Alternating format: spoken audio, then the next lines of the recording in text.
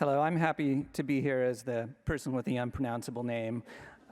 I'm Manuel Roig-Franzia. I'm with the Washington Post, and I'm delighted to be here to introduce David Quammen, who is the author of The Tangled Tree, a radical new history of life. So, you know, in the publishing world, there are people who are terrific researchers and might not be such terrific writers.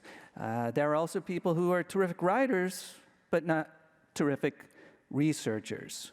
Now, if you have somebody who can put both of those together, you really have something. David Quammen is that something. Here's what the Washington Post reviewer said about him: a lucid guide to a lot of interesting science, in reference to his current book. And the New York Times, well, they called him our greatest living chronicler of the natural world. Please join me in welcoming David Quammen to the stage.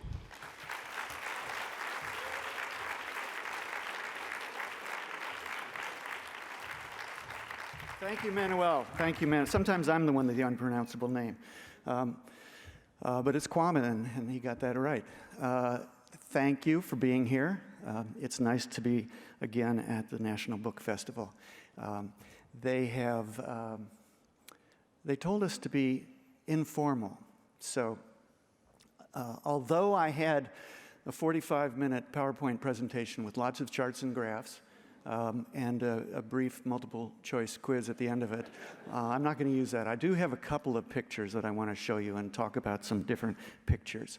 But I'm going to start informally by asking you a question or two. This is a book festival. People are here who are deeply devoted to books. How many people in this particular audience have written a book? Raise your hands. That's right. Yeah, so not a small sampling. How many people here have ever thought about writing a book?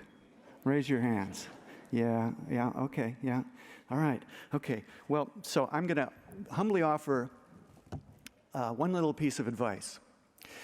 When you get ready to write that book and you start to talk about it, you start to talk about it to your friends. More importantly, you start to talk about it to that editor that you hope will be interested in this book. Do not say it's going to be a 400-page history of molecular phylogenetics. Okay? Don't say that. And trust me, I know this from experience. So the book that I'm going to talk about mostly tonight, The Tangled Tree, is also not to be thought of as a 400-page history of molecular phylogenetics. It's a yarn. It's a book about the history of life on Earth as drawn in the shape of a tree. Speaking of which,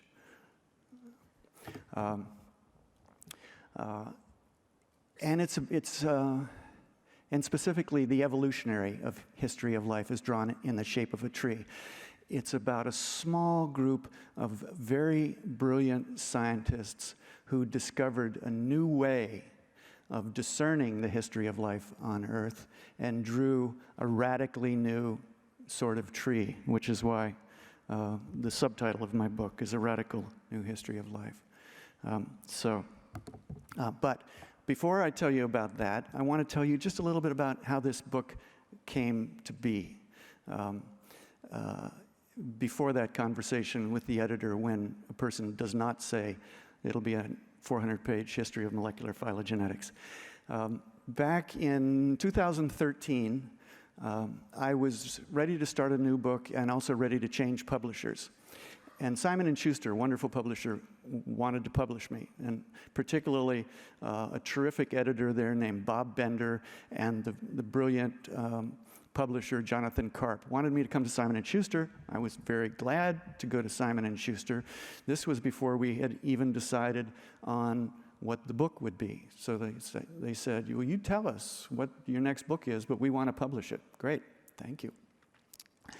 So instead of doing what I usually do, which is write about a 30-page proposal of a book and give it to my agent, and she shops it around or takes it to the publisher I'm working with, instead I did essentially back-of-the-envelope proposals on 3 different subjects, each of which I could eagerly attack as a book project.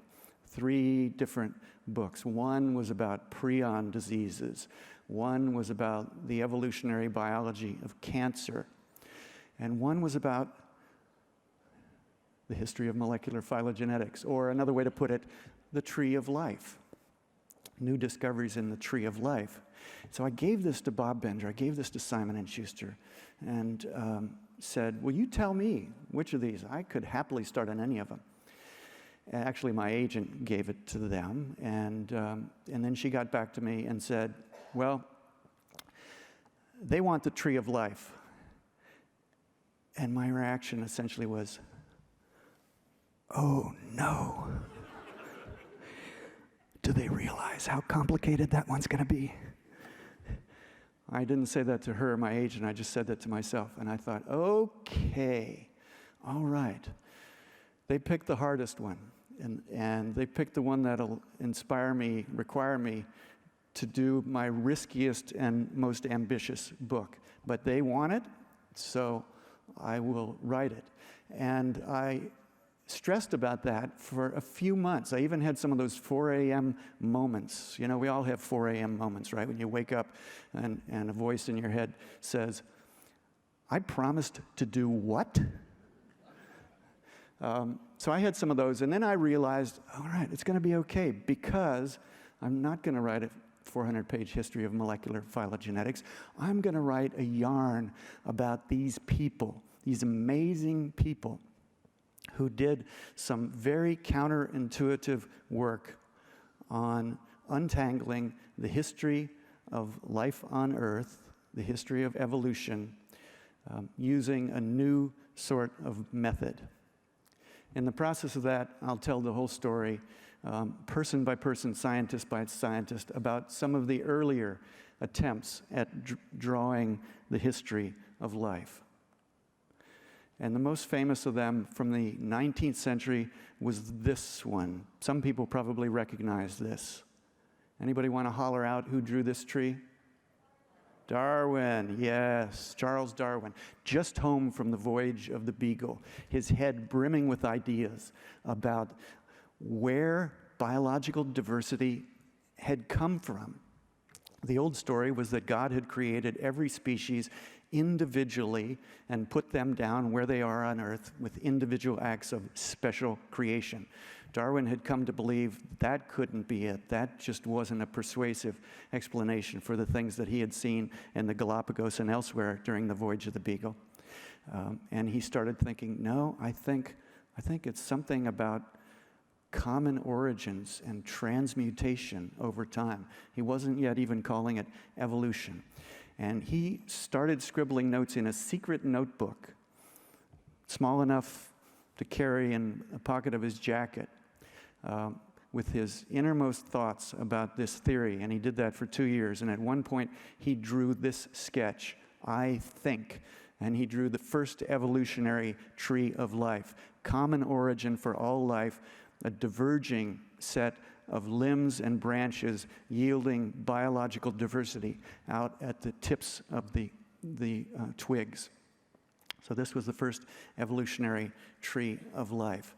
And I talk about that, but then I move on in the book to a man who was, as I alluded to earlier, I think the most important biologist of the 20th century that you've never heard of. It's another way I've talked about this book, a book about this fellow, the most important biologist of the 20th century that you've never heard of. Let me bounce forward. There he is, Carl Woese, a microbiologist at the University of Illinois in Champaign-Urbana. Unknown. In 1977, he publishes a paper that contains a new sort of tree of life. He does this because he has discovered a new method, and I won't say too much about it, but 1970s was not a time when there was much fancy automated genome sequencing. But Carl Woese got the idea that he could discern the earliest big events in the history of life by using these very laborious methods to sequence fragments of genome from different kinds of creatures. And he started with microbes. He started with bacteria and very simple single-celled complex organisms, eukaryotes we call them. All the complex organisms on Earth are eukaryotes, creatures that have cells with a cell nucleus. Yeast is a eukaryote. We are eukaryotes because our cells have nuclei. But he was working with simple creatures, sequencing fragments of their genomes and then comparing them to find out how different they were one from another, and inferentially drawing a tree of life, going back to the earliest eras of life on Earth, 3.7, 3.8 billion years ago. And he discovered something that made him famous in 1977, and that was the middle branch of this particular simple tree of life, the archaea. This was an entire kingdom of life that had been not known to exist before 1977. People thought these things were bacteria. They looked like bacteria, they acted like bacteria, they quacked like bacteria, but they weren't bacteria. His method, sequencing fragments of their genomes, showed him that these things that Van Leeuwenhoek and others had looked at through microscopes for hundreds of years were not bacteria, and in fact, that they are more closely related to us, to eukaryotes, than to bacteria. And he published that, and he had his 15 minutes of Andy Warhol fame on the front page of the New York Times, November 3rd, 1977, for the discovery of this new kingdom of life. So that made him an interesting guy. He was a cranky guy, very private, hated to go to meetings, hated to travel, hated to lecture, just wanted to do research and play jazz piano in Urbana, Illinois. So his influence spread slowly, but it spread eventually widely, and other people started adopting this method of discerning life's early history and life's history all the way through, sequencing fragments of genomes and eventually sequencing whole genomes and comparing them one to the other. Here's a row of 2 billion letters of DNA. You know, DNA has, you all know, you're in the science section here, you know, DNA has 4 letters. Okay, we don't need that.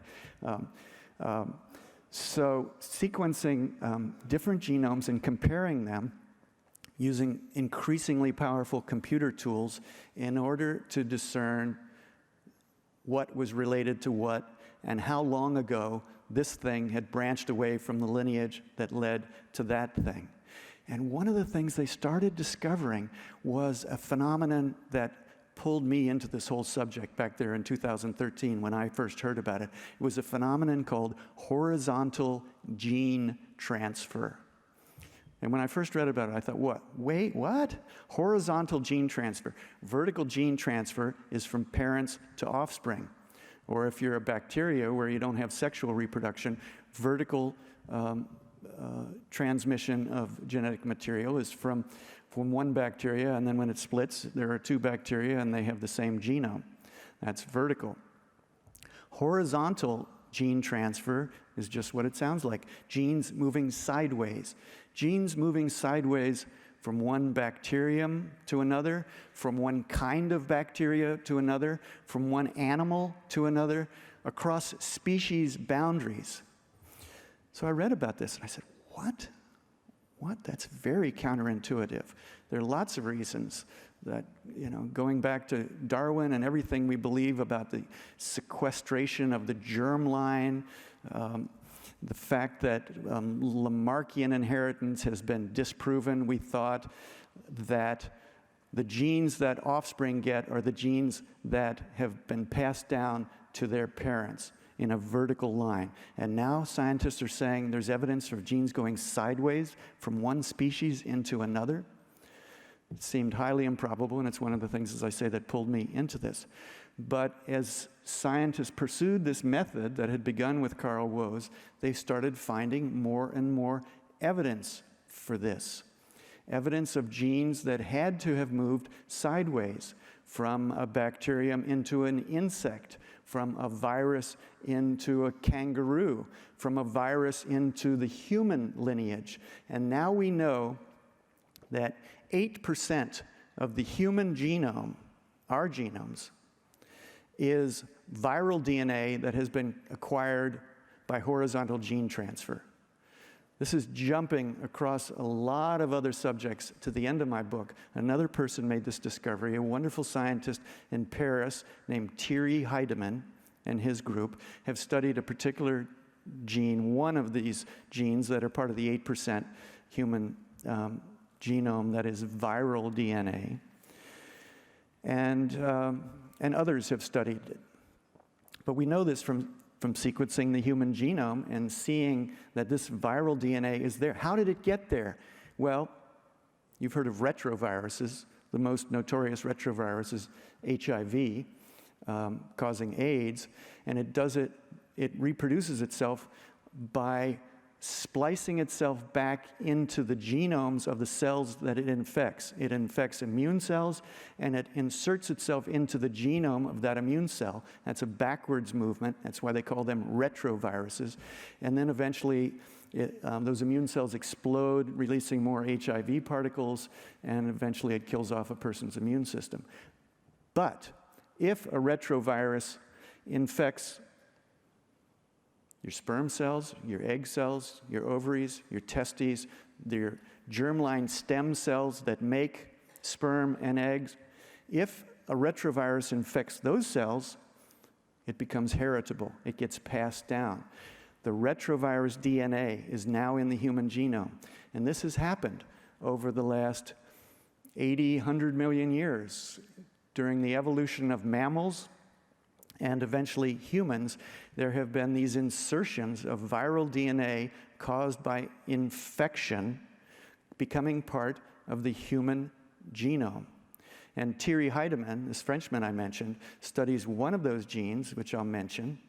It's called syncytin-2, S-Y-N-C-Y-C-I-T-Y-N, syncytin-2. And this viral gene used to form the envelope around a viral particle, and now it forms a different sort of membrane in humans. It has been co-opted. It has been adapted over time to perform a function in humans, this syncytin-2. It creates a membrane in human females between the placenta and the fetus. Membrane has a fancy name, syncytiotrophoblast. That won't be on the multiple choice quiz. It creates this absolutely essential membrane between the placenta and the fetus that helps carry nutrients into the fetus from the mother and helps carry waste products out from the fetus so that the mother can get rid of them. And it intermediates between the mother and the fetus through this internal placental membrane created by a viral gene that came into mammals through infection. So that's what these people do. That's the kind of discoveries that they make and that I describe in this book. I want to leave time for questions. I don't know where I am, but okay, I'm not, Carla is going to tell me when I've run out of time here. So I mentioned that as time went on, after Carl Woese, more and more scientists were adopting his methods. Through the 80s and the 90s, other people were sequencing genomes of different organisms, comparing them, doing what is molecular phylogenetics. That's what that fancy phrase means. It means essentially using DNA data or other molecular data to draw trees of life. And eventually there was a wry professorial biologist named Ford Doolittle, an American who had gone to Halifax, Nova Scotia, and spent his career there doing research in molecular biology and also getting interested in this phenomenon of horizontal gene transfer. And in 1999, the journal Science asked him to write a review essay on what was the biggest new trend in molecular biology. And he wrote an essay saying that, it's the discovery that horizontal gene transfer has been rampant, has been happening in microbes from the earliest phase of life on Earth, but also continuing into lineages of vertebrate animals, mammals, humans, insects, lots of other creatures, that part of what has determined their evolutionary fate has been the transfer sideways of genes from other creatures. And because Ford Doolittle had once thought about being an artist, and he had a little bit of a cartooning knack, he gave the journal Science an illustration, his version of the Tree of Life. And it looked like that, published with his article in 1999. So what does that show? Well, it shows that just as this very simple Tree of Life from Carl Woese explained that there were three major kingdoms on Earth: bacteria, archaea, and all the rest of us, plants, animals, fungi, and everything that makes up the eukaryotes. So Ford Doolittle had three major kingdoms, but his Tree of Life also included this phenomenon of horizontal gene transfer, genes moving sideways. That's what all those crazy sideways arrows are representing. Genes that have moved sideways from bacteria into our lineage, from our lineage into the archaea, from the archaea back to the bacteria. This sort of concretized the new trend in research in understanding the history of life. And I'll just maybe mention one more thing, a more recent discovery. Toward the end of my book, I talk about thyreohydamin and this membrane in humans that is created by a viral gene that has been readapted. There's another piece of work by a Dutch scientist named Thijs Ettema, who studies the archaea. I haven't been using this pointer. I wonder, well, never mind. I can't quite reach around to those screens. And it doesn't do any good if I point to this screen down here, does it? He has studied deep sea strains of archaea, these things that look like bacteria but are not bacteria, are not anything like bacteria.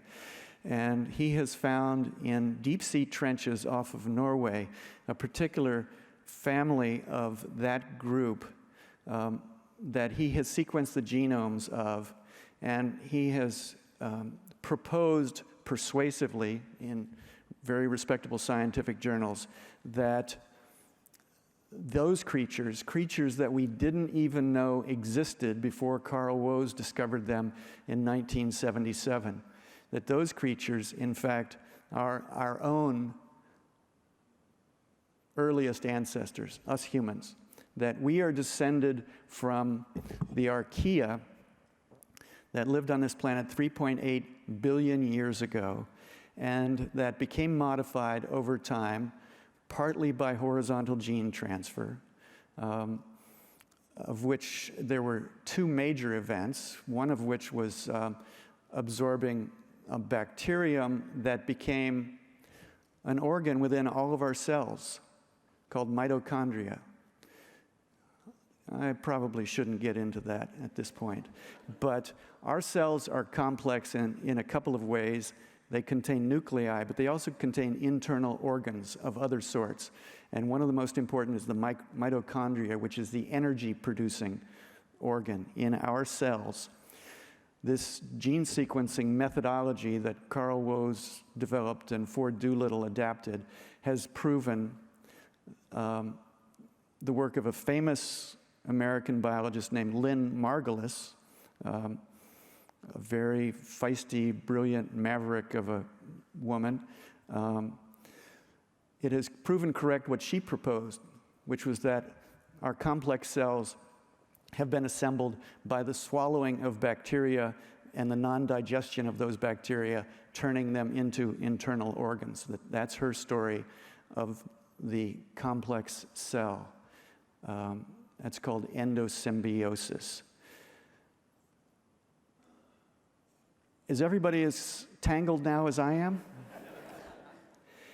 Anyway, the book takes these, I've jumped around a little bit, and I ask your indulgence for that, but the book takes these things one step at a time. It tells the stories of these people, of Carl Woese, of Ford Doolittle, of Lynn Margulis, of Thierry Heidemann, of Charles Darwin, and a number of people that made these discoveries that allowed us to see that genes have moved sideways across species boundaries as well as vertically, that the history of life on this planet is radically different from what we thought. And as I said with my initial slide, that the tree of life is not exactly shaped like a tree. Why don't I stop there and see if you have any questions? Thanks. Thank you very much.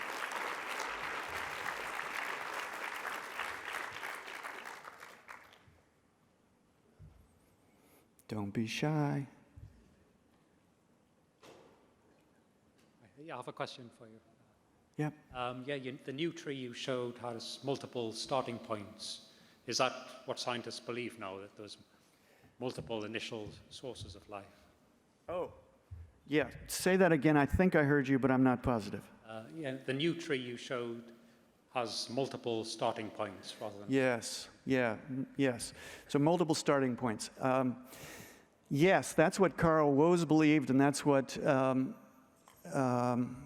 most scientists believe, but it's complicated. It involves the whole question of the origin of life, how not just complex cells originated, but how cellular life originated at all.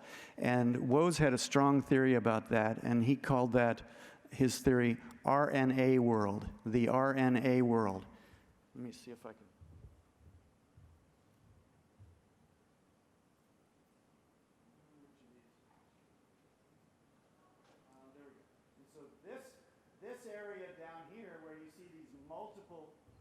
Sources, that's what Carl Woese referred to as the RNA world. And what he meant by that, his theory, was that he thought that life on this planet began not with cellular life immediately, not even with the DNA molecule, but with RNA. RNA, do we remember that from high school biology? RNA is the single-strand version of DNA. It uses a slightly different code of letters, and it performs various functions in all living cells, transmitting information from DNA to the organs in our cells that use that information to create bodies. So Woese's idea was that the earliest inchoate phase of life, 4 billion or so years ago, was this RNA world, where these complex molecules began having the capacity to replicate themselves. And maybe that was in deep oceanic vents where there were energy sources and porous rocks that provided little compartments. It's obviously a complex question, but that's what Ford Doolittle was representing at the base of that particular tree, the RNA world idea of evolution. Yes? Thank you, sir. I teach middle school science here in DC and currently teach Lamarck and Linnaeus and a little bit of Gould and Darwin and Watson Crick Franklin. Who other than Woese should I add to my list? Who other than Woese? Yes. Should you add to your list? Carson and Franklin, yeah, them too. But Did you say Margulis? no. Lynn Margulis. Okay. Lynn Margulis. Is that endosymbiotic theory person? Endosymbiotic theory? Yes, Okay. that's who she was. She died in about 2013. I had the luck of meeting her near the end of her life, spent a couple of days with her. She was a wonderful, brilliant, maverick scientist who created the theory of endosymbiosis for the origin of complex cells. She was considered a little bit of a, what's the polite word for this? She was considered unorthodox. She was considered a flake. And then she was proven right, at least proven right on 2 of the 3 major points that she made. She's a great American scientist. I would definitely add her. Thank you. You're welcome. Yes? So you mentioned that 8% of the human genome is represented by viral DNA, and you mentioned explicitly the horizontal integration or like horizontal mixing, I'd say, of the DNA genomes. Was that exacerbated by just viruses or by other organisms as well? We also seem to have bacterial DNA in our genome. Some people have said about 1% of the human genome. And how that got in is still not completely known. But the bottom line is that we humans, as well as most other creatures, are composites. We are composites of DNA that has come from some very unexpected sources. For instance, I mentioned our mitochondria, we now know.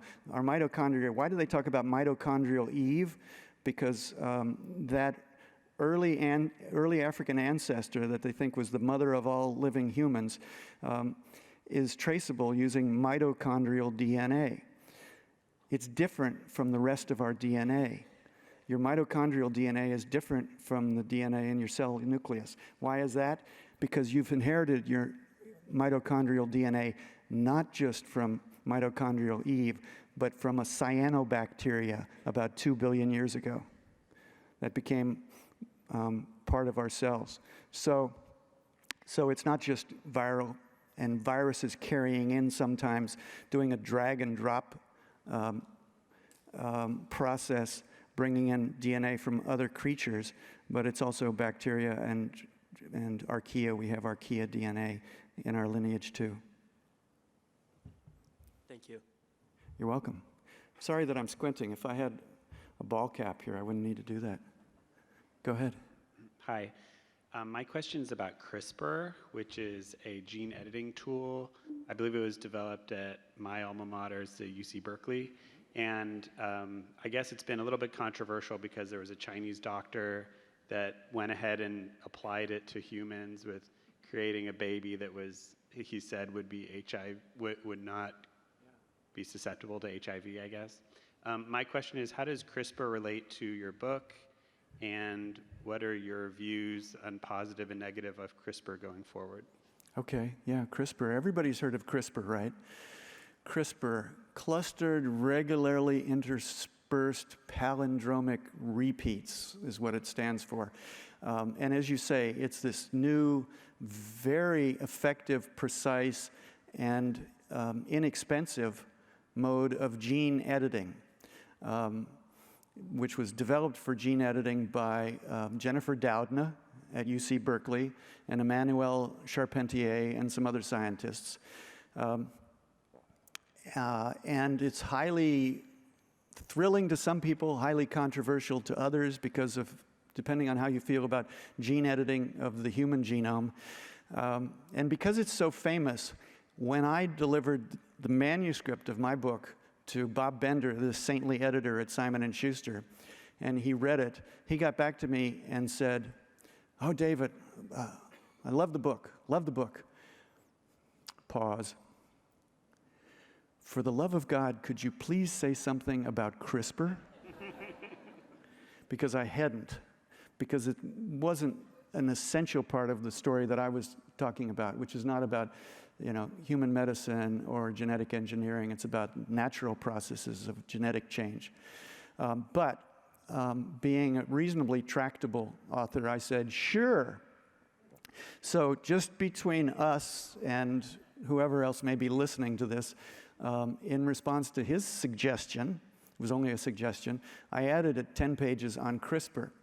And I linked it with my story by telling not the story of the development and the use of CRISPR as a genetic engineering technique, but the discovery of CRISPR in the wild as a phenomenon, a mechanism that existed and does exist in bacteria to prevent them from viral infection, as discovered much earlier than Jennifer Doudna's work by a Spanish scientist named Francisco Mojica, and some other scientists contributed to that. So that story is in my book.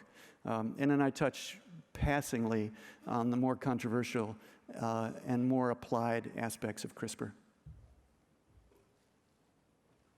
One of the frontiers of science is the microbiome, the community of bacteria and other organisms that live on us and in us. I've always thought of those as just being bacteria, but I was wondering now, do you know whether it's both bacteria and archaea?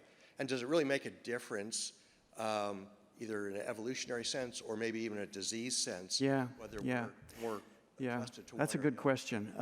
My understanding is that it does include archaea. I'm not positive about that, and there hasn't been much work on that I've seen so far, but it's expected that there are archaea as well as bacteria. When archaea were first discovered, they were known, at the time Woese discovered them, they were known only for living in extreme environments, highly acidic environments, oxygen-free environments, very salty environments, places where they had to metabolize methane instead of oxygen, so they were called methanogens, creators of methogen. But now it's known that archaea exist in lots of places, and they could exist in our tummies as well as other places.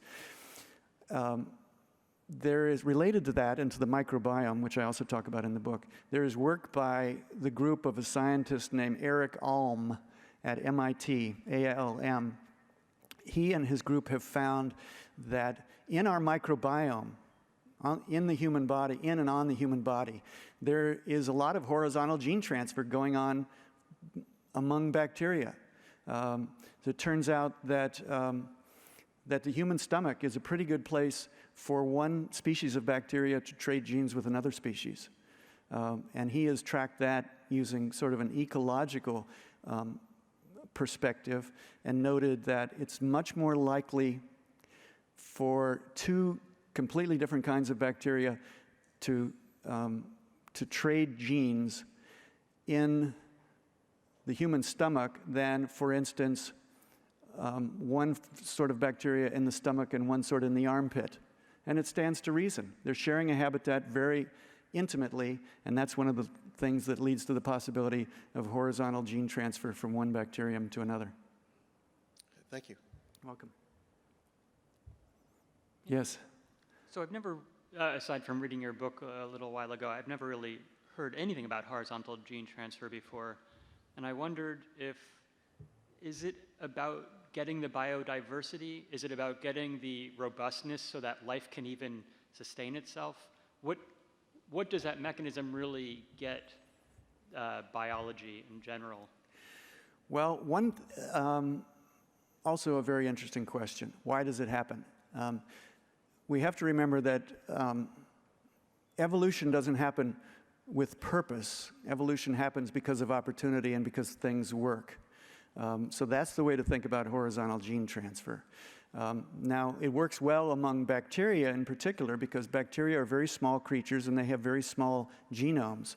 And they readily exchange genes from one kind of bacteria, one species of bacteria, to another. So some scientists point out that horizontal gene transfer allows different kinds of bacteria, say Staphylococcus aureus, to acquire a gene from another form of bacteria when it needs it, when it's in the presence of an environment, when it's in an environment that requires certain strengths, certain talents, certain adaptations, and then to shed that gene when it no longer requires it, and to take it on again later.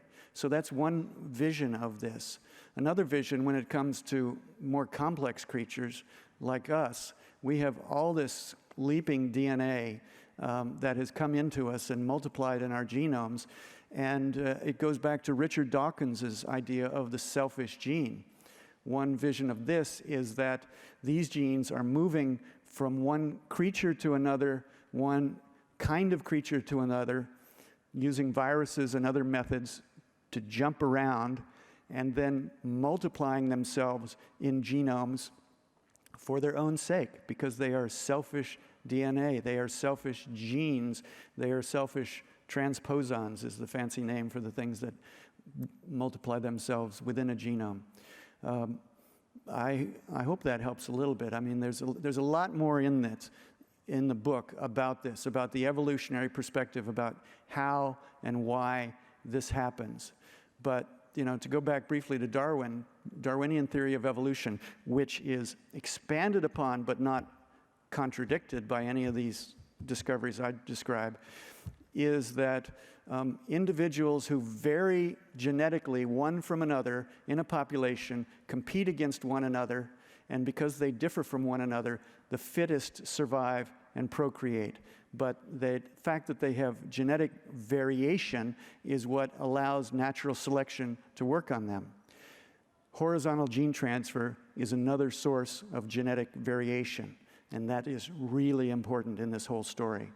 It was unknown to Darwin, and it has opened a great new vista in understanding evolution by natural selection. Do I have time, Carla, for one more, or what? One more question, Carla says. All right, so I'll ask two questions. First question is, what are you going to work on the other two books? The second question is about process of how you got organized, because you did a very complex subject, and you taught me things I didn't know. You made me want to Google and learn more about them. I was wondering, did you start out with an outline and then populate it, or did you write the pieces and then shuffle them around? Okay, all right, thank you for both those questions. First answer is yes, I am going to go back to one of those other two topics. Simon and Schuster and I have just agreed that my next book will be on cancer as evolution, on the evolutionary biology of cancer. So that's how I'll spend my next 3 years or so. In terms of researching, organizing, I love to go into these complicated scientific subjects with their complicated histories and their human characters. I do a ton of research. Manuel, thank you for highlighting that. And then when it's all piled up on my desk, notebooks and scientific papers and interview transcripts, I don't make an outline. I drink coffee until I go into a trance, and then I start to write. And I write it straight through. And that's it. That's my story, and I'm sticking to it. Thank you very, very much. Thank you all. Thank you. Thank you.